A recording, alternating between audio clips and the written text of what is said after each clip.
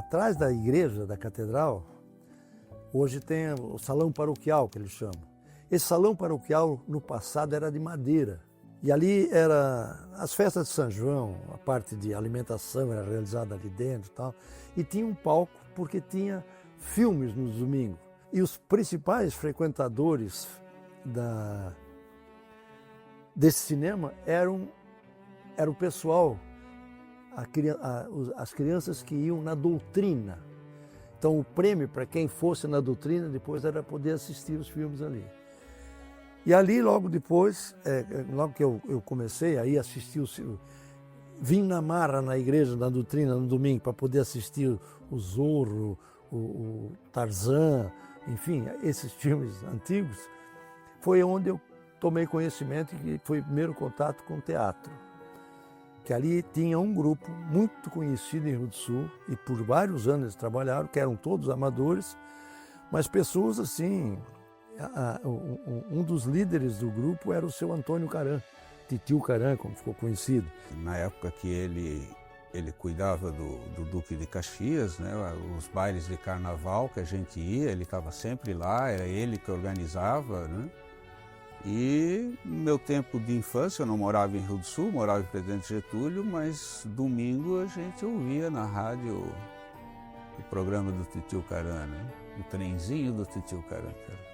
Assim, e tinha contação de histórias, tinha cantos, era bacana, eu lembro assim, desse programa de rádio do Titio Caran.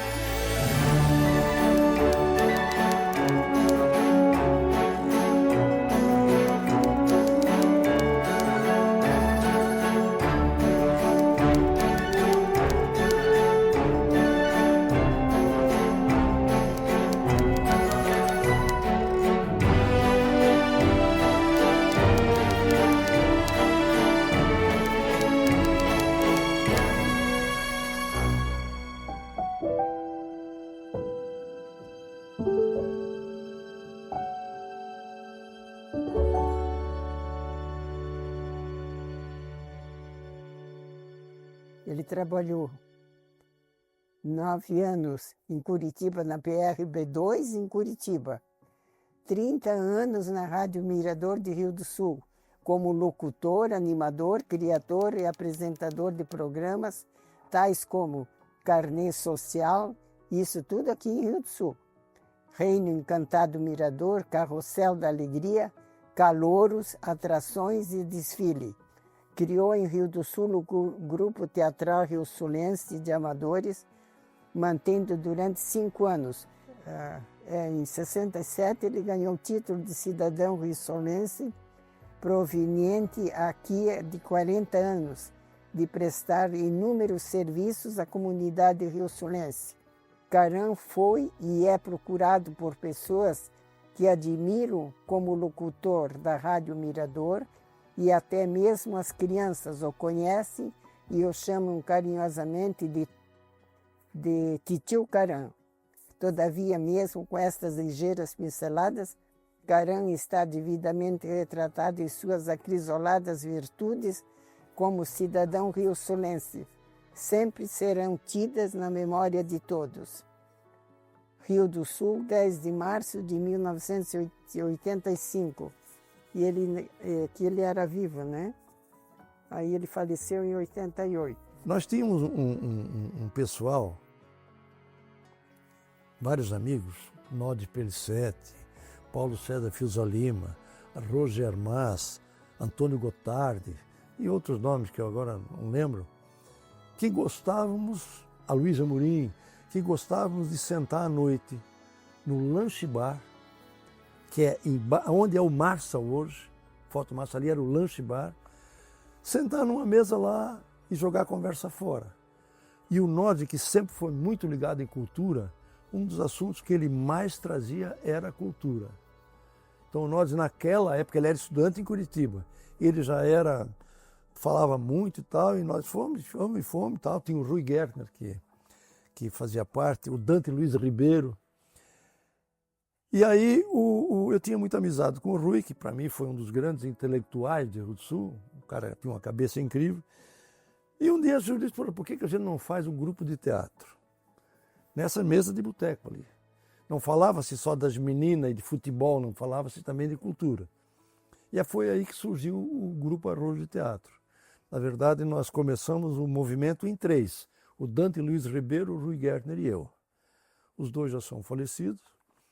E aí evoluiu. Logo se juntaram outras pessoas, nós começamos a ir atrás de interessados, porque nós íamos montar uma peça. E eu participei só da montagem dessa peça. O Grupo Arrojo depois continuou por muito tempo. Mas eu só participei do início porque a gente entrou em conflito com pessoas que estavam dentro e tal, e acabamos caindo fora. Foi o Crime da Cabra.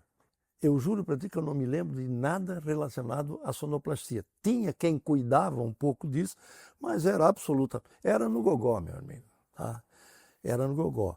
Em relação à roupa que os atores usavam, tinham umas mães de meninas que trabalhavam nas peças que faziam as roupas.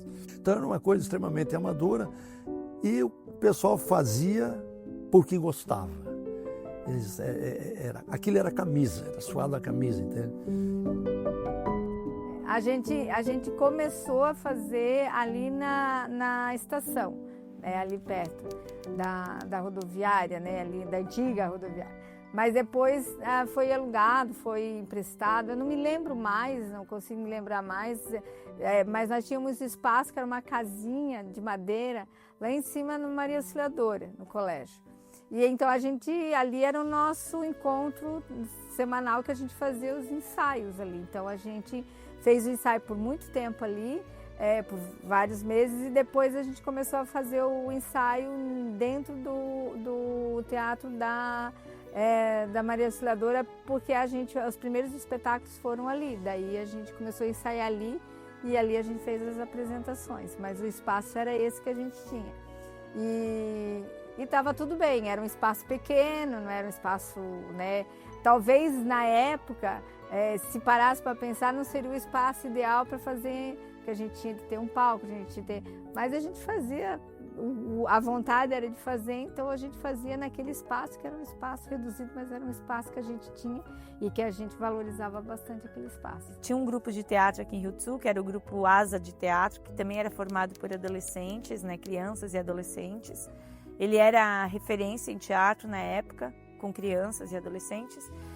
E aí ele fez um curso de teatro, e lá ele me convidou também para fazer parte desse grupo de teatro ASA, que funcionava na Casa do Teatro, no anexo ao Instituto Maria Auxiliadora, né?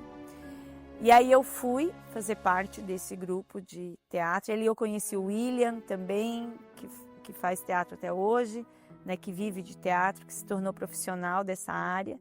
Então tinha o grupo ASA, que era o grupo infanto-juvenil ali na parte da tarde, e o Tabu era o grupo adulto. E a gente, como estava ali nessa, eu não sei porquê, mas eu e a Cília acabamos que a gente participava do grupo adulto também. E esse espetáculo era muito divertido, assim, porque eram várias pessoas em cena e era um espetáculo enfim, era uma história pastelão, né, teatro pastelão, como a gente chamava, mas que circulou. Eu lembro que a gente ter apresentado esse espetáculo no Teatro Carlos Gomes, ou seja, e apresentava muito aqui pelo Alto Vale também. O nome da peça era Mamãe e Minha Calcinha Rosa. E aí o que tem a ver isso com a peça em si? No final do espetáculo, eu tinha uma calcinha, que na verdade era uma cirola, né, que era aí até quase o joelho, e aí eu virava, né, com de costas para o público, eu vestia uma saia, então eu me agachava, levantava a saia e estava escrito fim, que era escrito numa calcinha tipo uma cirola rosa, né? Então, para dar significado ao espetáculo. Mas o espetáculo em si era o quê? O meu nome era Polônia, eu era empregada, né, que era a que fazia o serviço da casa, mas eu era a que mais fazia intriga, eu era a que fazia a confusão toda do espetáculo. E aí tinha o Oswaldinho, que era casado com a Márcia, que era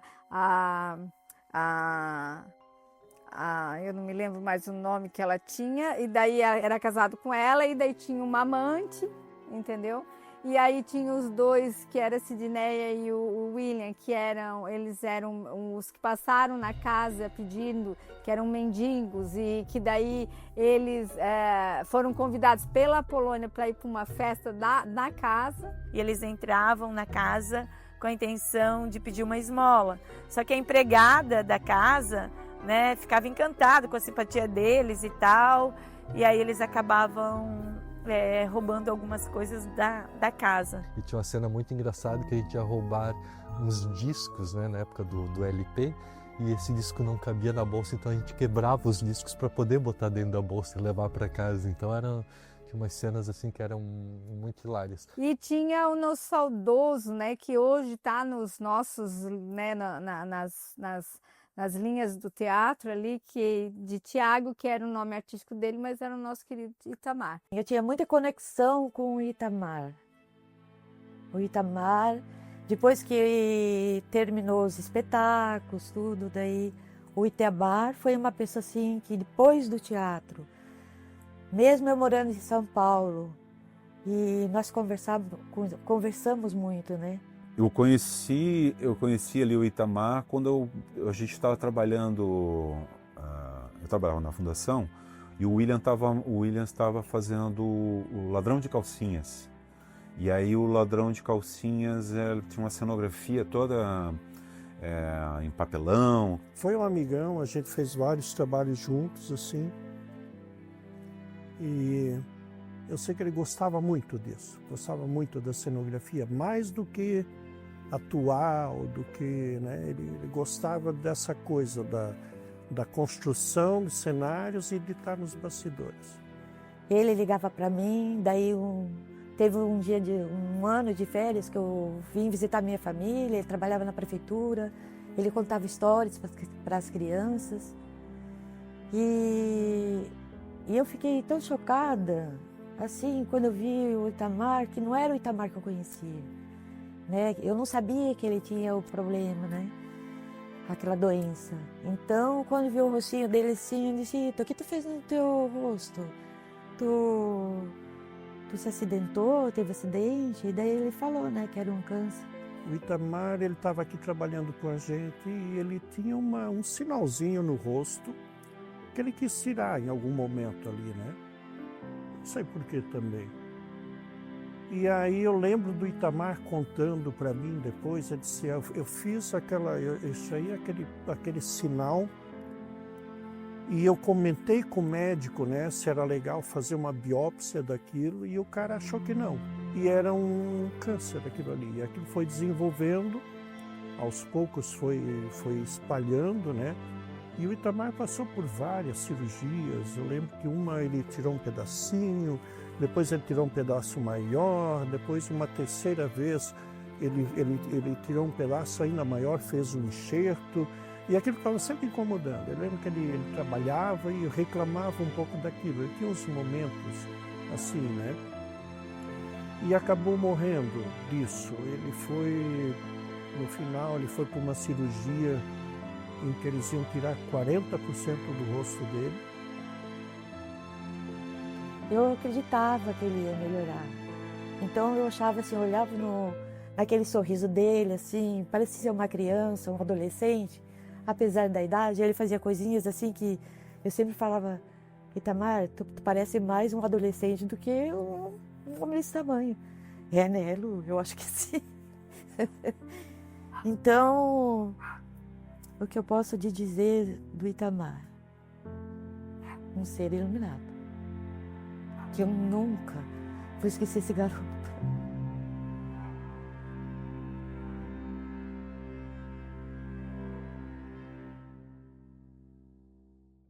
E nessa peça, que era dirigida pelo Dionísio, né?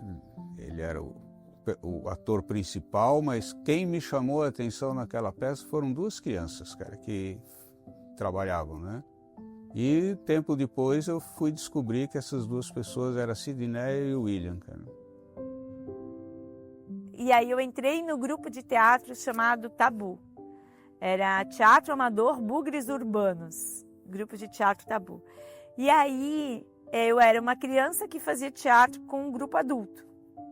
E aí sim, a gente tinha a Luzinete, tinha a Márcia Machado, que mora aqui em Rio do Sul, a Rita Michels, que está em São Paulo. E todos os atores se encontravam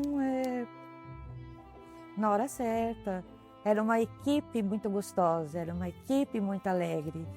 Os atores se entendiam muito bem.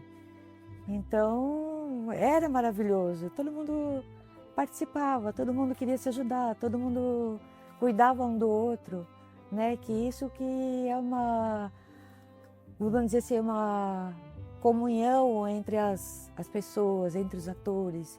Não era assim, eu faço o meu, você faz o seu.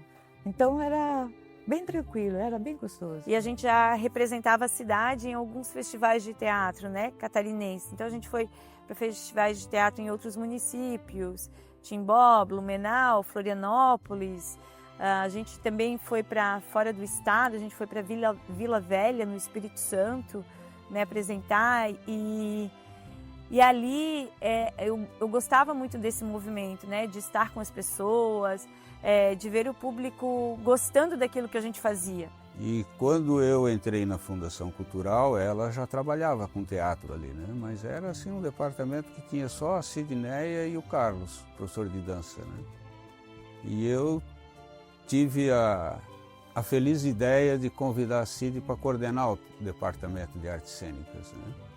E ela topou na hora, né? Ela disse que era o sonho dela, né, cara? Daí, e ali ela ajudou muito a desenvolver o teatro em Rio do Sul, cara, né? Tanto na Fundação Cultural, depois no SESI, né? Ela é totalmente comprometida, né? E o William é esse menino do dedo de ouro, né? Tudo que ele toca dá certo, é uma coisa impressionante, né? Eu já vinha me dedicando exclusivamente ao teatro. Eu por um período, fui inclusive funcionário da Casa da Cultura, aqui em Rio do Sul, e tinha condições então de ter um salário e me dedicar exclusivamente ao teatro.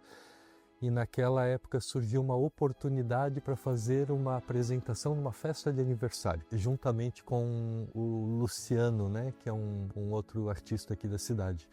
Então a gente montou, acho que era Swift Anima Show, e nós íamos para as festas de aniversário. Eu lembro que tinha o canibal Zulu, né, que ameaçava de comer as crianças e depois o bolo, ou o bolo depois as crianças. Aí tinha o herói, que era o Super Bocão, que vinha e dava um cambau lá no canibal Zulu, né? E até a minha companhia, a Companhia Zulu, em homenagem a esse boneco, né, que é o Zulu.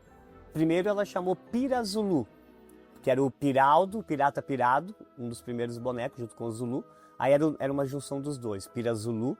Aí depois ficou só o Zulu, né? Era Zulu Canibal, depois a gente deixou só o Zulu, que o canibal é meio forte, assim, meio assusta um pouco. E até tá aqui o Zulu, ó. Na verdade, esse não é o Zulu original, né? Esse foi um dos primeiros bonecos que a gente fez. O Zulu, o pai dele, digamos, o outro boneco, tem só a cabeça, ele tá guardado em algum lugar ali, né? E ele quase que se decompôs, aí eu fiz uma réplica dele, usando alguns adereços daquele lá. Mas agora esse daqui deve ter uns 20 anos. E o outro Zulu tem uns 35, que tem a mesma idade desse aqui, que é o Pira, o Pirata Piraldo.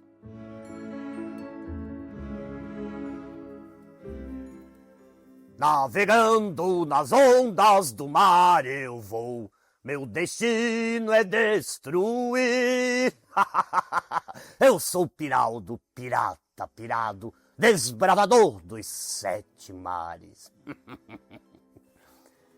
E os fantoches são muito legais, porque a gente tem uma história bem bacana com os fantoches, né? Daí eu e o William começamos com esses tipos de bonecos aqui, né? E a maioria deles, a mãe dele que faz, a Dona Maria. Construiu muitos, essa caixa está cheia de bonecos, eu tenho muitos bonecos ali também. Os meus bonecos são tombados como patrimônio folclórico do Alto Vale do Itajaí pela AMAV. Na época que eu trabalhei na Fundação Cultural, de 2005 a 2009, esses bonecos foram tombados como patrimônio. Depois disso, nós tivemos a ideia de montar peças educativas para escolas. Eu e o Luciano acabamos montando um espetáculo para uma campanha de prevenção às cáries que tinha aqui em Rio do Sul, que talvez foi o primeiro espetáculo de teatro de boneco, um espetáculo mesmo, né? Ou seja, uma obra completa, sei lá, de 30, 40 minutos, e que também foi um sucesso, e a gente viu, olha só, dá pra gente viver disso, né? E sair apresentando esse espetáculo. E daí nós montamos a Doce Vida de um Bentinho, que era um trabalho sobre higiene bucal, muito divertido, muito engraçado, e a gente apresentava, sei lá, 3, 4, 5 escolas semanalmente. Que por ser esse espetáculo que tinha uma pegada mais pedagógica, mais didática, ela era muito bem aceita, sobretudo dentro de escolas. E a gente ficou um ano trabalhando com isso, depois acabamos nos separando e eu passei muitos anos trabalhando como solista. A Trip Teatro hoje ela tem 35 anos, mas eu defino o marco do início da Trip Teatro como a minha primeira apresentação profissional, a primeira apresentação com remuneração, que foi aquela apresentação em 1989 numa festa de aniversário. Então, nesse cargo de coordenação, eu precisava ter um professor de teatro. Aí eu chamei a Tati, que estudou comigo, fez artes cênicas, que hoje mora em Rio do Sul, na época morava em Jaraguá. Chamo a Tati para dar aula de teatro, que também é formada. Só que não é fácil, né? Num grande centro, você tem várias possibilidades com essa profissão. Aqui em Santa Catarina, se tu não entra num grupo de teatro e ele não se consolida, é difícil tu trabalhar como atriz, né? Então, tu acaba sempre migrando para a educação. E foi o que aconteceu comigo. Eu saí da faculdade, eu não tinha um grupo, eu fui para a área de educação. E quando eu conheci, trabalhando com o William ali na Fundação Cultural, o que me fez entrar na Trip foi o Incrível Ladrão de Calcinhas. Foi aí uma grande produção, né? Foi a primeira grande produção da Trip Teatro, né? Um espetáculo que levou aí 3 anos para ficar pronto, que envolveu um grupo de quase 20 profissionais durante a sua produção, mas que era um espetáculo onde eu estava sozinho no palco, né? Sozinho em cena, com a Tati dando todo o suporte na parte técnica de som e de luz. E eu sempre digo que eu estava sozinho, mas na verdade esse estar sozinho era o resultado do trabalho de muita gente que me facilitou a minha vida para estar sozinho ali naquele momento.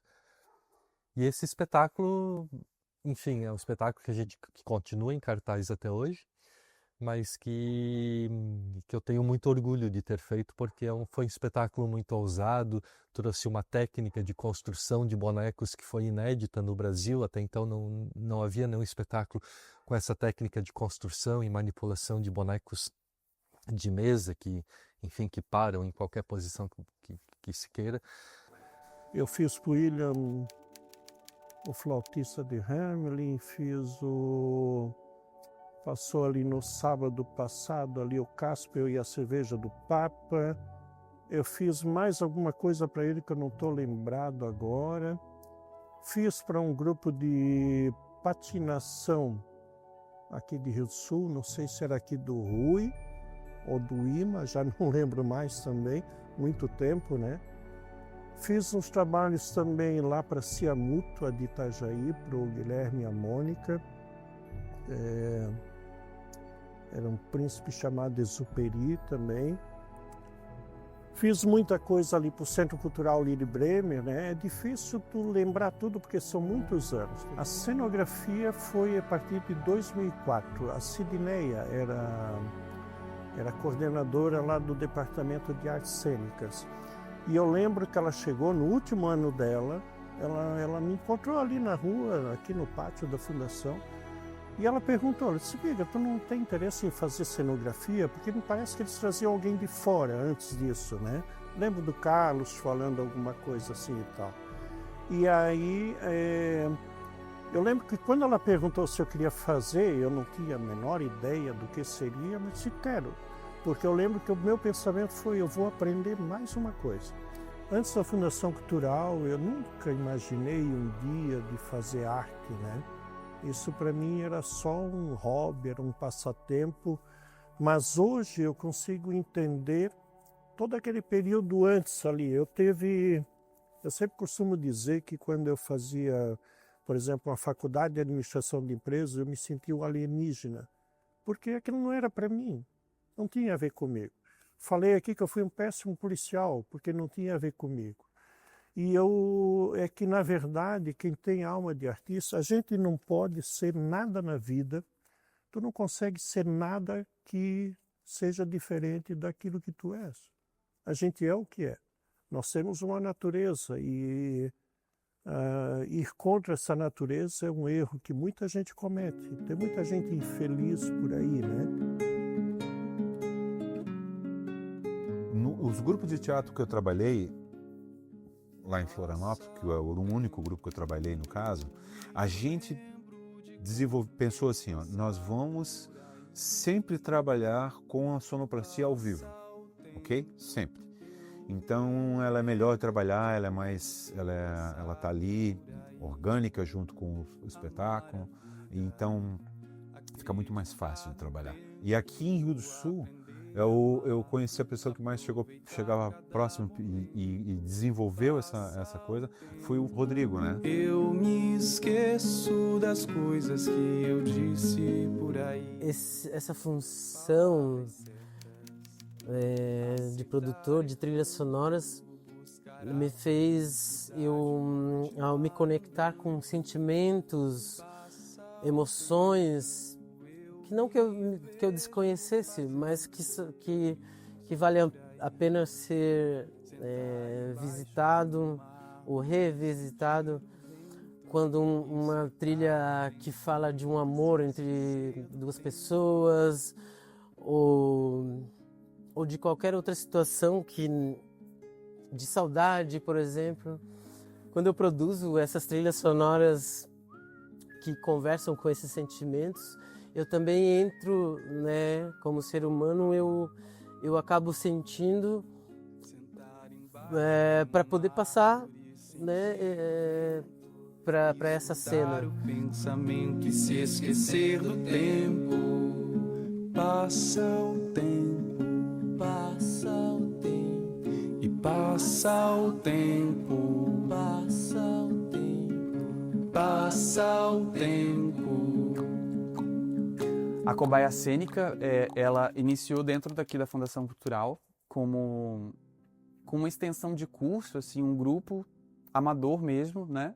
Eles quiseram continuar desenvolvendo, pesquisando e fizeram alguns trabalhos mais locais mesmo, né? Para aqui, para dentro da Fundação Cultural. E aí, com a chegada do Prêmio Nod, a Ana Gebler, né? Ela inscreveu um projeto, ela e a Caroline Zambon, que eram as únicas que tinham sobrado da Cobaia Cênica. Todos os outros já tinham debandeado, né? Então elas inscreveram um projeto do Imperfeição, que é o primeiro espetáculo profissional da companhia. E aí, logo nesse ano que eles estrearam Imperfeição, eu cheguei em Rio do Sul. Enfim, conheci a cidade, me encantei com a cidade, né? Por vários motivos, mas principalmente por ser uma cidade que tem essa efervescência cultural, teatral, tem uma companhia com a história que é a Trip, né? Enfim, uma história com teatro que o próprio Tiago me contava, né? Tem uma fundação cultural, tem uma produção, né? Enfim, as pessoas valorizam, né? Respeitam, tem a possibilidade de se construir uma vida aqui, trabalhar, né, com teatro. E aí isso também foi me dando mais coragem de largar tudo lá e vir para cá, né? E foi assim. Aí eu, em 2018, né? Há 8 anos atrás, eu decidi vir e aí nem esperava que eu ia vir.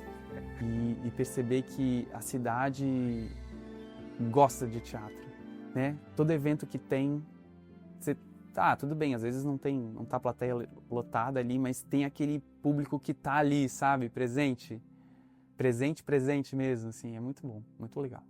Então, o Benjamin Filho da Felicidade é um solo do Tiago, que ele fala, né, sobre essa busca pela felicidade, a história de uma pessoa comum, né, vivendo suas fases, né, da vida, infância, adolescência, fase adulta, velhice. Um espetáculo que acontece em roda, que a plateia participa ativamente, é super bonito, super emocionante, todo mundo se conecta, se identifica, né, com a história, porque todo mundo passou de alguma maneira por alguma situação como a dessa história. Então é um trabalho super bonito. E aí tem o que Só Passarinho Entende, que é um solo que eu faço, direção do Thiago, que é uma história que eu conto a partir da minha história, né, de Samuel, que saiu de Limoeiro para morar no Rio de Janeiro atrás de um sonho, né? Essa coisa de sair da minha terra para realizar um sonho. E aí, ao mesmo tempo que eu conto essa história, em paralelo eu trago uma história de uma personagem que vive no Vale do Jequitinhonha, que é uma região super pobre do Brasil, precária, enfim, pobre mesmo, e ela mora num lugar no meio do nada, sem quase nenhum recurso, e ela é super feliz e realizada naquele lugar. Para ela não tem nada melhor que aquilo, ela quer viver ali, e ali o sonho dela está realizado, ela sabe de tudo. E aí eu faço essa brincadeira, assim, né? E é um trabalho super bonito também que abriu muitas portas para a gente. Temos um trabalho recente que estreou agora esse ano que se chama Historinhas para Não Dormir, que fala sobre medo para as crianças. Temos um espetáculo super que ainda está dentro da gente, que a gente quer colocar para fora, assim, que a gente quer construir. A gente só fez, por enquanto, a leitura dramatizada dele, que é 300, Queda em Suspensão, que é um trabalho que, putz, me move demais, assim. Que eu fiz a pesquisa dramatúrgica, né? Que fala sobre a homofobia e de como ela pode matar as pessoas, não só as pessoas LGBT, mas como ela agride as pessoas e a gente enquanto sociedade, né? E isso tem me movido muito no teatro, sabe? Falar sobre as infâncias, sobre memória e sobre o que a gente luta, né? E aí, por fim, a gente está com esse mais recente, que é o Cordel Carrossel, que é um texto também da Agatha Duarte, é a nossa autora oficial da Cobaia Cênica. Cordel Carrossel também foi esse trabalho surgiu também de uma vontade minha de aproximar a literatura de cordel, que é algo que é tão lá do Nordeste, né, que a gente ouve pouco, mas não é suficiente, trazer para cá, para as crianças daqui do Sul, né, terem um contato com a literatura de cordel, com essa musicalidade, com essa forma de falar, com as rimas, né, e falar sobre infância, sobre brincar. E esse texto ele tem muito isso também. É um trabalho que também teve um resultado super bonito, poeticamente, musicalmente, né? A trilha é de um grupo de Criciúma, o grupo Cirandela, que tem composições belíssimas assim também, que só agregou fortemente ao trabalho. O texto da Agatha lindo, então a gente teve um trabalho que teve um resultado muito assim, né, coeso, assim, né, a música, o texto, a cenografia, também direção da Tiara, também super sensível, super fora da caixinha. A direção da Tiara também provocou muita gente nesse lugar desconfortável às vezes e é isso de sair do lugar comum. Em 2022 estreia esse trabalho, só que durante a pandemia eu escrevo mais um projeto de montagem, que é O Velho que Faz Florescer Árvores e o Fiaushiro, que é um espetáculo em Kamishibai, que é uma forma japonesa de contar histórias. Então, esses dois trabalhos estreiam em 2022. Então, 2022 a gente fala que é o marco de abertura da companhia pela estreia desses dois trabalhos, né?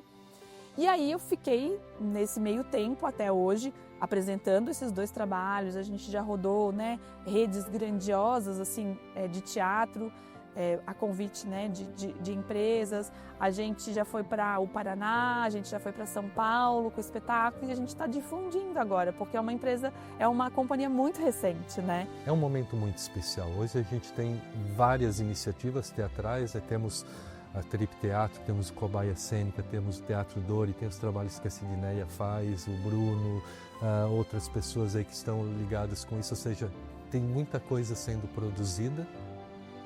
Temos um equipamento cultural muito importante que é o Teatro Embaixo da Ponte, né, que tem ajudado e que agora, com a sua reinauguração, eu acho que de novo ele vai dar um grande impulso nesse movimento teatral, sobretudo na sua relação com o público da cidade. Vou te dizer o que eu percebo, que os grupos aqui de Rio do Sul têm uma tendência a trabalhar espetáculos populares, assim, espetáculos para todo mundo. pelo menos a gente, quando a gente constrói um espetáculo, a gente sempre pensa que possivelmente, e na grande maioria das vezes acontece, as pessoas estão indo ao teatro pela primeira vez, tendo a experiência do teatro pela primeira vez. Então a gente tenta trazer para os espetáculos a poesia, o encantamento, a reflexão, a política também, né? E aí não sem falar de direita e esquerda, mas o teatro político, né? Sobre discutir a sociedade, o tempo que a gente vive, sem ser panfletário e de uma forma fácil, acessível para todo mundo, né? Que todo mundo vai sair do teatro entendendo aquilo que a gente quis passar, sentindo, né? E eu acho que isso é uma característica do teatro de Rio do Sul, de trabalhar um teatro para todos, acessível para todo mundo. Muitas horas de sono, crise, briga, né, desentendimento, né? É suor, é lágrima, é dor nas costas, é lesão no joelho, é lesão na coluna.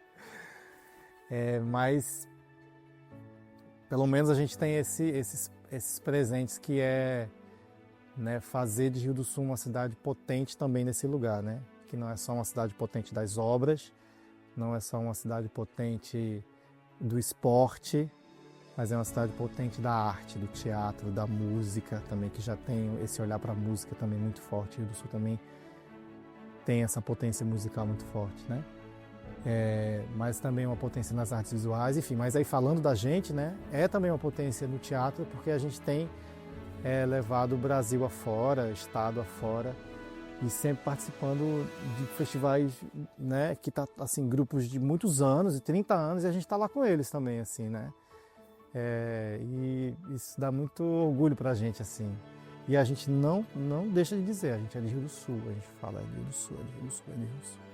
Importantes figuras do teatro hoje, e aí eu coloco a Trip Teatro também, elas estão muito preocupadas com a cidade de Rio do Sul, né? A Trip Teatro é uma companhia que, por exemplo, somente no ano passado se apresentou na Alemanha, se apresentou na África, se apresentou na América do Sul, se apresentou pelo Brasil, se apresentou, ou seja, a gente vai muito para a Europa todos os anos, mas a gente mantém uma preocupação, um olhar, um compromisso com a cidade, né? Tanto é que o Teatro Embaixo da Ponte nasce de uma iniciativa que anteriormente era o Ponto de Cultura, como uma forma de manter uma conexão e entender que a importância do nosso trabalho para o nosso território. Eu já comecei a fazer teatro e nunca mais, não me via mais fora do teatro, né? Eu sempre falava assim, eu me vejo morrendo com 80 anos interpretando, morrendo em palco, velhinho, né, interpretando. Esse é o meu desejo, né? Hoje em dia não mas não tem mais esse foco assim, morrer com 80 anos. Eu prefiro morrer com 100, velhinho interpretando. O teatro, para ele tem uma tríade, né? A tríade teatral. Para ele acontecer, ele precisa de 3 coisas que são essenciais. Por isso que quando rolou a pandemia e começou a ter os teatros em vídeo, né? Foi muito questionado, porque o teatro, para ele acontecer, ele precisa ter algo para se dizer, ter alguém para dizer isso e alguém para ouvir. Todo o resto, ele vem para contribuir, mas se não tiver um desses 3, não é teatro, né? Então, o teatro, ele é encontro. Quando eu estou no palco, é um momento que existe uma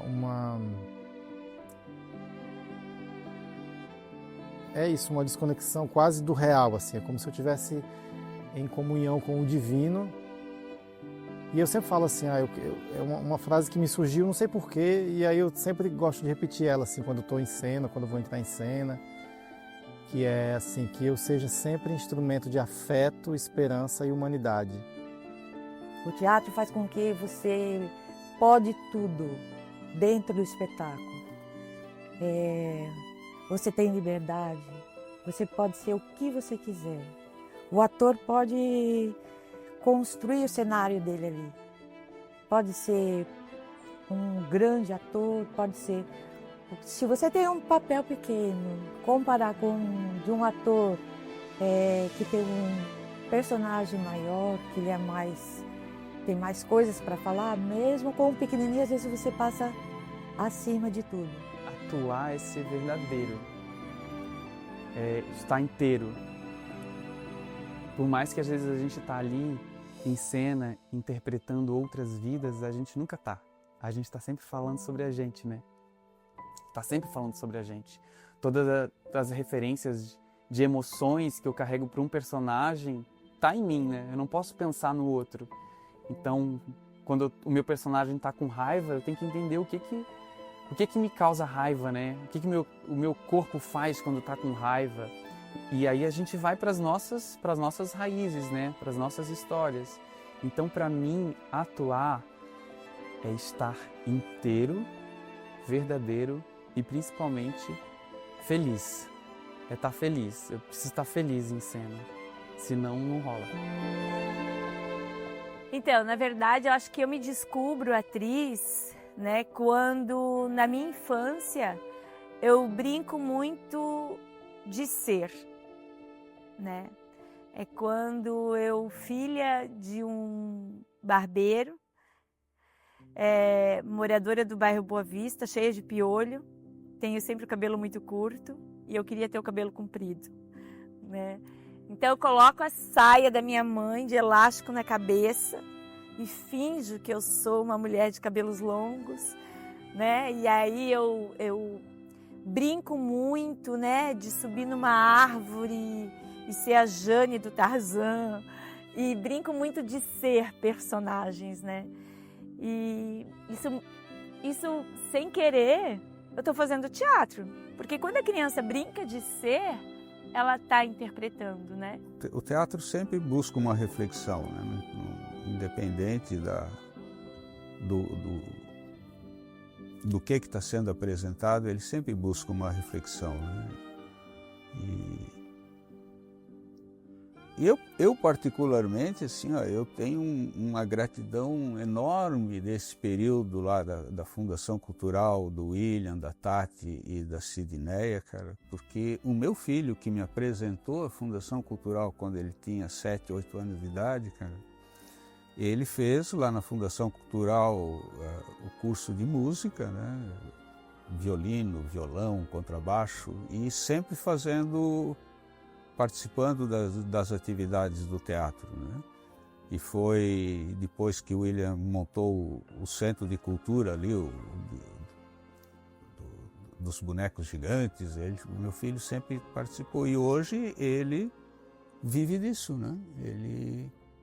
Ele é o coordenador do Laboratório de Luzes da Universidade Federal, do curso de Artes Cênicas da Universidade Federal, né? Então ele não é um ator, mas ele é um profissional do ramo do teatro, né? Da área de iluminação. Né?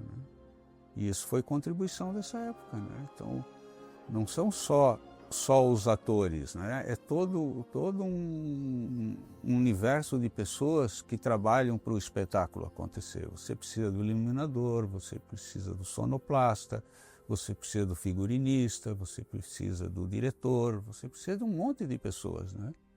E quando esse conjunto de pessoas se tornam profissionais e sobrevivem disso, cara, todo mundo ganha, né? A sociedade ganha, né? Fomos contar numa propriedade de uma agricultora de cebola, que ela estava plantando, aí, dona Neia, o pessoal chegou aqui, vem cá, ela veio com a mão toda suja de terra, assim, ela ficava assistindo a história, com a mão cheia de barro, assim, e aí terminou a história, ela me abraçou, e aí foi lá continuar a plantação dela. Enfim, eu acho que esse projeto, ele resume muito do que a gente acredita, assim, com o nosso trabalho, né? Que é isso, ser instrumento de afeto, esperança e humanidade, cuidar do ser humano, deixar um pouco de poesia, de encantamento, de esperança no dia a dia dessas pessoas, né? Eu acho que tem uma coisa de união, de ajuda mútua, de parceria, que eu acho que é o resultado disso, né? se for ver, essas companhias elas estão entrelaçadas, né? Eu já dirigi espetáculos da Cobaia Cênica, como a Cobaia Cênica, o Tiago já participou da Trip Teatro, a Sidneia tem o trabalho dela, mas ela também participa como atriz convidada de uma das nossas montagens, da mesma forma como participa da Cobaia Cênica. A gente, quando pensa em projetos culturais, a gente pensa em projetos coletivos. O Teatro Embaixo da Ponte é um lugar que congrega todo esse movimento teatral da cidade, onde todo mundo contribui para que aquilo lá aconteça. Então eu acho que é isso, são trabalhos muito diferentes, muito independentes também, mas que em algum momento convergem e se ajudam, né, nesse desenvolvimento. Então acho que essa é uma grande característica. E que estão também muito alinhados politicamente, no sentido de que a cultura de Rio do Sul se constrói através da política, né, também. E a gente tem um entendimento muito maduro de que quando a gente pede pelo desenvolvimento cultural do teatro, a gente não está pedindo para o nosso desenvolvimento, a gente está pedindo para o desenvolvimento da cidade. Porque a gente não precisaria estar aqui, né? Nós poderíamos estar perfeitamente num grande centro, fora de Rio do Sul, mas a gente tem essa responsabilidade que poucas pessoas entendem a que nível a gente coloca isso, né? Então não é porque aqui é mais confortável e vamos lutar para que o prêmio Nod Pellicet, por exemplo, tem um valor maior para que a gente possa ter mais dinheiro no bolso. Não, e esses prêmios, por exemplo, que a gente ganha, eles nunca bancam essa atividade toda, né? E nunca é para nós. A gente sempre pensa lá na ponta, né? Mas como eu digo, não é sobre nós, é sobre o nosso público, é sobre a nossa cidade, é sobre desenvolver uma sociedade, né? É sobre comprometimento, compromisso com o Rio do Sul.